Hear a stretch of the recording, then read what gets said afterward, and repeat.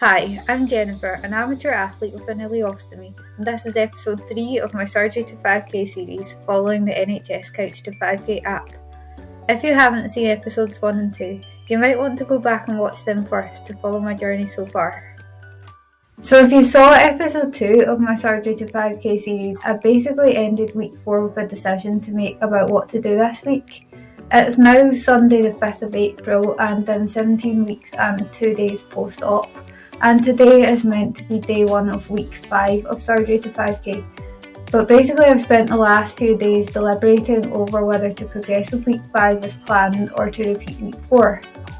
It's quite a hard one really. I'm running extremely well, but the reason I'm hesitant about progressing is that in between the running sessions I'm feeling exhausted. I do have quite a lot on my plate. I went back to work about 5 weeks post-op and I moved back home on my own about 9 weeks post-op. I was staying with my mum and dad during the initial recovery phase. They've both been really great at supporting me even now I'm home, but I'm definitely doing more myself now, which is all positive progress, but it is using up energy in addition to me trying to get fit again. Anyway, having thought about it, last week I was running for a total of 16 minutes, and the first session of week 5 starts with actually only 15 minutes of running. It's 3 times 5 minutes, and I've done 5-minute blocks before too. So I've decided to go ahead with today's session as planned, which buys me a little bit of extra time to think about run 2 and 3 of this week, because they're different and they are a big step up, and I think that's why I've had a bit of a confidence knock about progressing this week.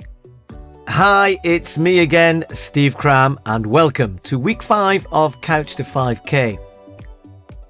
So just an update, I did it. Did it on the treadmill because the weather was awful. There was hailstones, gale force winds, we're in the middle of Storm Dave, so I was very glad to use my gym membership this morning. The challenge today was totally mental because physically I coped absolutely fine. It was 3 times 5 minutes, a total of 15 minutes of running, and that's another one ticked off.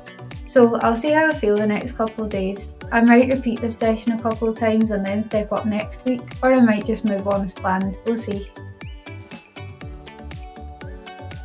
And by Tuesday, the weather was beautiful and I was full of self-belief, so off I went for run 2.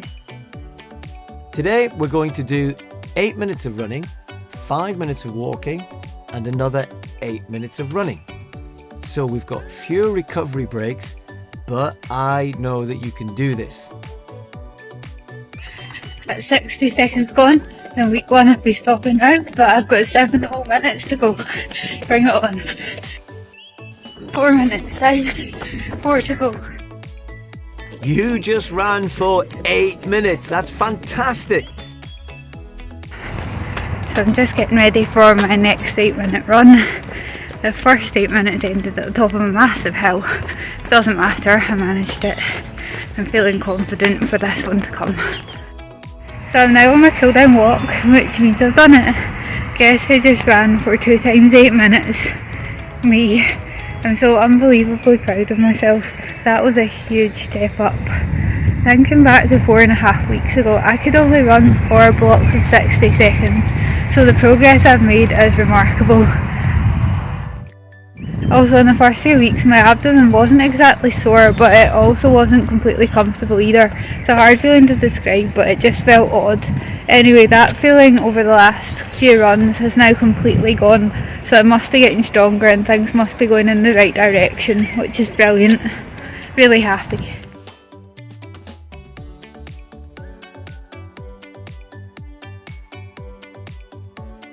Hi there, I'm Steve Cram and welcome to the final run in week 5. Today, you are going to run for 20 minutes with no stopping or walking. I know it feels like quite a jump, but have faith in the programme. Back at the waterfront path today, I've chosen this route because it's nice and flat, and the reason I've done that is today's a huge milestone. It's week 5 of Surgery to 5k, run 3, and today I'm going to run for 20 minutes continuously. I'm really nervous, but I'm really up for the challenge, so bring it on.